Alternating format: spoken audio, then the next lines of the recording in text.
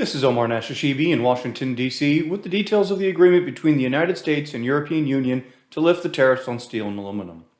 On October 31st, the U.S. and EU announced an agreement that would replace the Section 232 tariffs on European Union steel and aluminum put in place by the Trump administration with a tariff rate quota system starting on January 1st, 2022.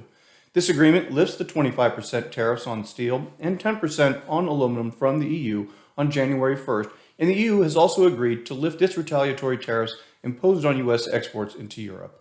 The 25% tariff on steel and 10% on aluminum has long been a point of friction between Washington and Brussels, as the U.S. has used national security as a reason to impose the tariffs on those allies. The negotiations began over the summer and intensified in the past couple of weeks as President Biden traveled to Europe on October 30th and 31st to meet with many of his European counterparts as part of the Group of 20 meetings in Rome. Many of us here in Washington had expected for some time that the Biden administration would announce some type of resolution to the dispute ahead of or during those meetings, and in fact, they did just that. Rumors have been circulating through the trade community here in town that the administration was pushing for a tariff rate quota system, referred to us by as a TRQ. A tariff rate quota is different from an absolute quota, which is what we have in place, for example, in South Korea. Under an absolute quota, once imports of that type of steel hit its limit, no more of that product is permitted entry into the United States until the new quota period opens. This agreement with the EU is a tariff rate quota where there are zero tariffs in effect until the quota for that steel or aluminum is reached. Then the 10% tariff for aluminum and 25% tariff for steel kick in. There are differences between the two systems for steel and aluminum. The steel quota is calculated on a quarterly basis, meaning if a limit for imports within that 3-month period are hit, then the 25% tariff is in effect for that particular steel through the remainder of that quarter. Up to 4% of unused quotas from that quarter may also roll into the next 3-month period for review. The agreement sets a 3.3 million metric ton annual limit for 54 different steel product categories, and they're allocated on an EU member state basis, but they use 2015 through 2017 data as their reference point. The Department of Commerce will continue to keep the exclusion process open and extend exclusions for 2 years for companies whose imports are the same or less than the steel that was imported in 2021. Critically, the exclusions do not count towards the 3.3 million metric ton allocation. However, this is not the case with aluminum. The aluminum TRQ is administered on an annual basis instead of quarterly, with an accurate annual import volume set at 18,000 metric tons for unwrought or raw aluminum under 2 product categories and 366,000 metric tons for semi-finished, known as wrought aluminum under 14 separate product categories. The import volumes are also allocated on an EU member basis, though in line with the use was the 2018 and 2019 historical period, with the exception of aluminum foil, where they're going to use the 2021 annualized data. No more than 60% of the TRQ may be filled in the first half of the year, but exclusions do count towards the limit for the annualized TRQ.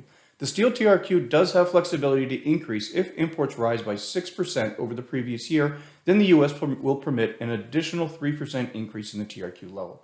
Similarly, if imports fall by 6%, the TRQ will be lowered by 3%.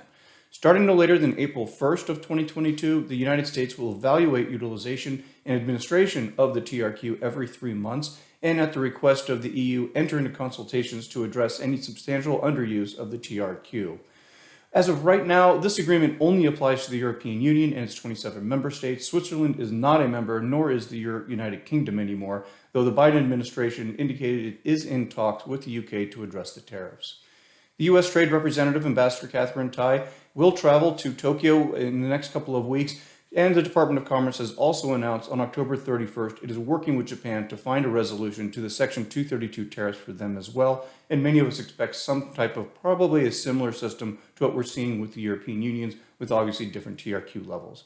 This is all part of President Biden's strategy to deconflict with our allies, as he encouraged them to work with the U.S. to counter China's economic and national security actions with a more unified voice. This is also a reason the United States insisted that steel from Europe be melted and poured within the 27 EU member bloc.